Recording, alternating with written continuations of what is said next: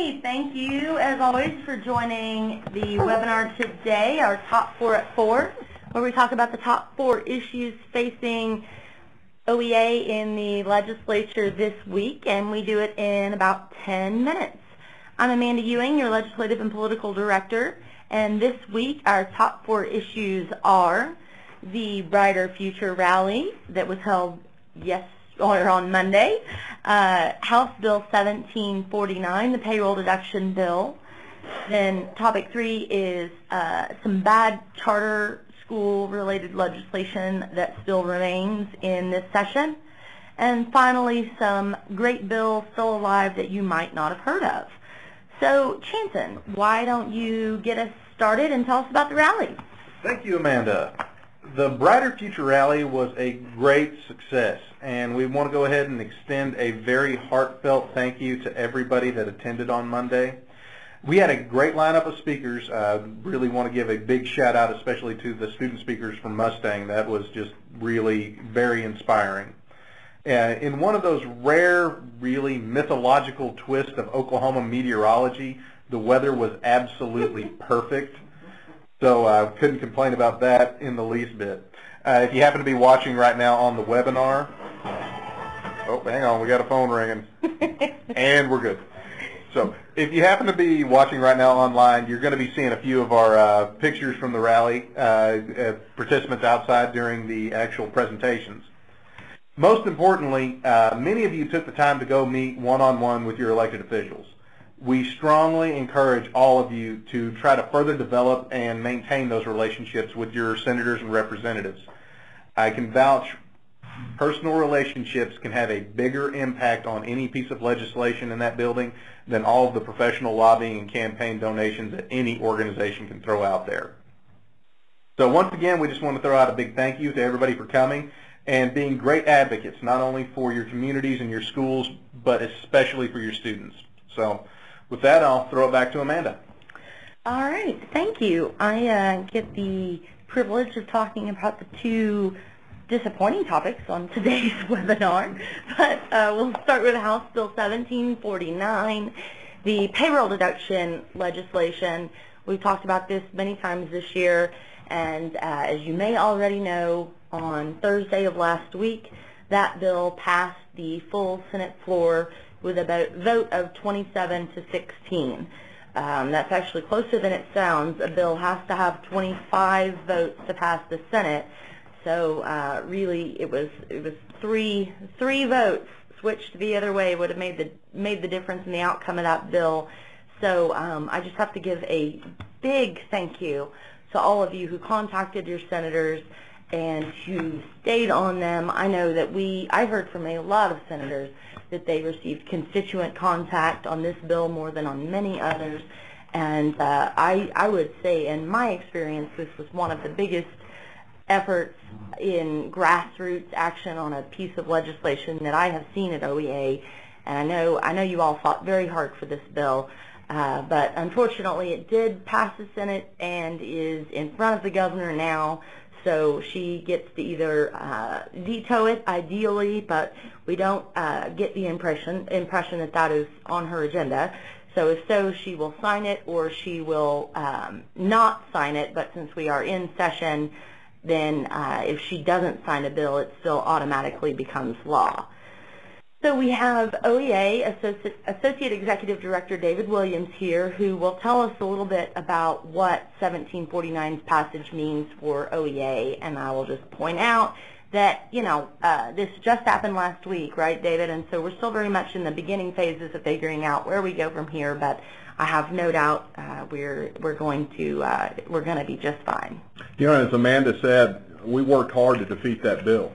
However, as an organization, we can either sit and cry about it, or we can look forward to the opportunity that House Bill 1749 gives us to organize, to engage our members and potential members, not just about the legislature's attempt to diminish our membership and thus our power as an organization through the loss of payroll deduction, but it gives us the opportunity to have conversations about other key issues like funding, raises for our employees, for our members, vouchers, charters, and testing.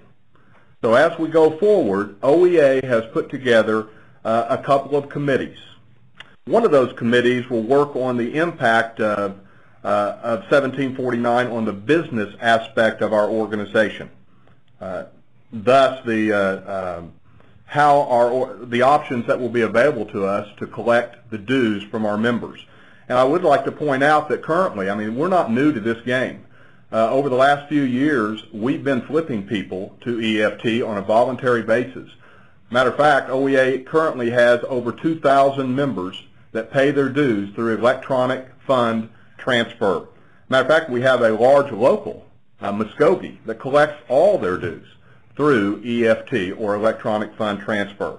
Another one of our committees will work on a plan to organize, how we're going to organize around this issue, around House Bill 1749, organized to build relationships out at the building sites with our potential members, to look and recruit for new leaders, and to increase and build our membership. So again, I look at 1749 as giving us an outstanding opportunity as an organization to build and go forward. Thank you, David. That's great. All right, moving on then, topic number 3 will be, oh, I'm sorry. I know, Lauren, I already said topic number 3, but can we flip back to that last slide for 1 second?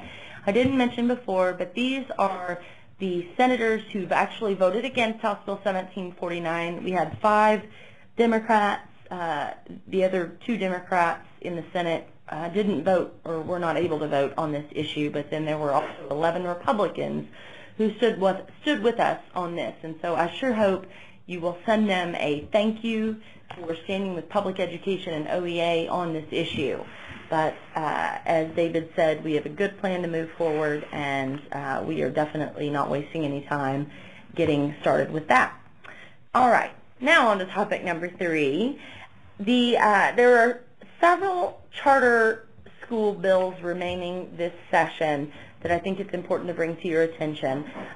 Just quickly, I know that you already know about House Bill 1696 and Senate Bill 782. That's the statewide expansion of charter schools. If you were at the rally, I think that rally goers made it very clear how they felt about that particular issue, and I hope that you yourself are continuing to contact both your House and Senate members and tell them that you oppose statewide charter expansion, because both of those bills will be heard on the full House and Senate floors. Beyond that, there are 3 more bills relating to charter schools that we haven't talked about much this session that I'd like to bring to your attention. The first is House Bill 1034, which allows any federally recognized Indian tribe to authorize a charter school within their historic territory. And traditionally, they've been allowed to open charters for language or cultural reasons, but this would allow any charter school. So we certainly oppose that for the same reason we oppose statewide expansion. Next would be Senate Bill 68, authorizing the Oklahoma City and Tulsa City Councils to be the authorizers of charter schools instead of those actual school districts. And then finally, House Bill 1691, Tulsa or Oklahoma City will be able to contract with any public or private non-religious entity for education or administrative services.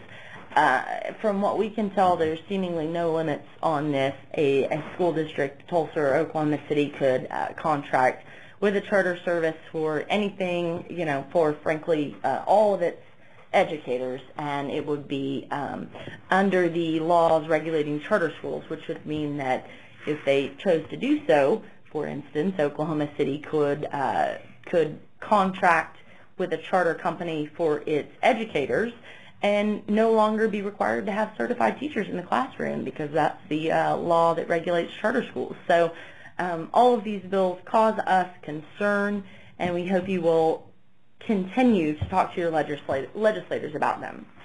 All right, so for our final topic, Ivy Riggs is going to tell us about a few good bills that are out there that you might not know about. So the last few weeks, we've talked about really good testing bills that we still have on the Reading Sufficiency Act, removing EOIs, and on the teacher evaluation system. And so those are still out there and still moving, but we do have a few that we want to bring to your attention that we haven't really talked about yet. The first one is Senate Bill 29, and it's in light of some of the issues we had at the beginning of this school year with teachers' certificates expiring without their knowledge. I guess the practice had been the districts had been notifying them, so this bill would require the State Department of Education to notify a teacher when their certificate was getting ready to expire, and then it sets penalties, late fees, if they still don't do that. And we're fine with late fees as long as people know what they're up against. So we think this is a positive bill. The next one I'd like to talk about is House Bill 1268, and the graduation requirement. It is in regards to the graduation requirement of the personal financial literacy class that all high school students have to take for graduation. And this deals with students on IEPs. Their IEP team, this bill would allow their IEP team to meet to set what would be mastery of personal financial literacy, and then they would have to get a C average in that class for the year, and they would not have to meet the other graduation requirements. So this is just for children on IEPs. So we're happy for that. That's a very tough class. While it's necessary, we found that some of our students on IEPs are having a hard time with that. And then the last one we'd like to talk about is one dealing with the OLAP program, or the Oklahoma Promise Scholarship for students in families with household incomes of $50,000 or less. There are several bills out there that address it, but there's one that we like most of the bill. It extends the application process and the eligibility through the 12th grade or through the age of 18, so we like that. But it also increases the requirement that they enroll in 30 hours per year. Now that's not, it's not saying 15 hours a semester. They could take summer school or interim or whatever, but we are concerned with, we've had members express a concern with kids that have to work. And so I went and met with the Senate author, Senator Stanislawski, this morning, and he was going to take to the House author a possible amendment to hopefully exempt kids that work at least 15 hours a week. So that is not a for sure yet. I'm going to follow up with him on Monday and see how that meeting went, but he understood that a lot of these kids are having to work to live, and that would be an undue burden, so and kind of setting those kids up for failure. So we're really happy that he's willing to work with us on that and see the need. So that's what I have, Amanda. Thanks, Ivy. Great job on talking with Senator Stanislawski today. That was great news. I'm thrilled to hear it. So before we sign off, we have Vice President Alicia Priest and President Linda Hampton in the room. Alicia, Linda, any final messages? Well, this is Linda, and I just want to say how proud I am of our legislative team and the hard work that they've done. This has been a hard week, and they have done very admirably, and I'm also just totally proud of our whole staff for making the rally a success. And this is Alicia Priest, your Vice President, and I just wanted to say thank you for all those who are in our schools every day, doing what you do for kids, and then getting on these calls and doing what you do again for kids, just taking that extra step. So thank you so much for everything. Fantastic. Well, everyone, keep an eye out for Friday's email.